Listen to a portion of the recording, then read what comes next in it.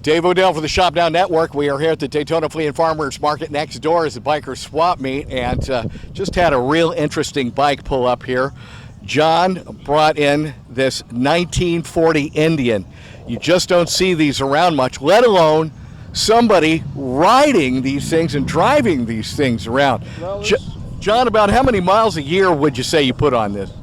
4,000 to 5,000 miles a year. Yeah. 4 to 5, so you get some really good use out of it. Yeah, these things run down the road well. I mean, you know, you're not going to run out with a new bike at 100 miles an hour, but they'll run all day long comfortably at 70. Okay. Now, I see you have a foot shifter, and is this over here on the other side? Is that a jockey shifter? They're hand shift, foot clutch, left hand throttle predominantly, but Indian could come either way with a right hand shift.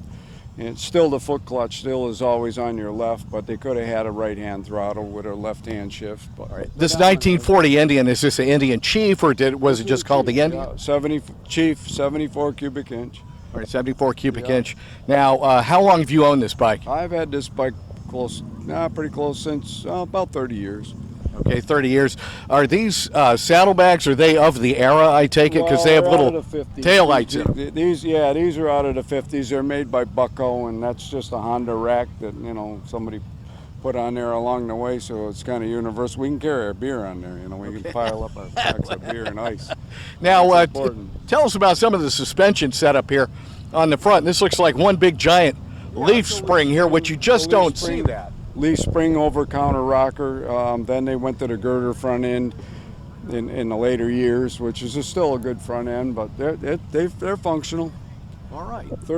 Almost 34 grease fittings on this thing. That's more than most modern cars. 34 grease fittings. Yes, that is almost more than most old antique cars as well, too. But it keeps the bike running and in shape and lubricated, and hopefully it'll never break down on you. So now, have you rebuilt this engine any in the years that you've had it? Yeah, I've done the top end once on it, yeah. And a number of things, you know, we ride them a fair amount, so. But they're all fun. All right, but it still runs good and strong, and it's totally awesome bike. Now, was this bike red when you got totally red? Because a lot of the Indians back in the day were two-tone. Yeah, many were. This was this color. This has been actually painted by a brush, you know. Some old guy didn't have much time or money, and he spent them, so he just painted her up. Well, I left it that way. Well, it still looks awesome. I mean, it's really eye-catching, being the red, and the way it's painted, you really don't notice it. So yeah, it looks better in the dark. Don't we all? Well, come on out here to the Daytona Flea and Farmers Market. It's a biker swap meet. You'll see all sorts of great, interesting things, including a bike like this 1940 Indian. You got to check it out. Broadcasting for the Shop Down Network, I'm Dave Odell.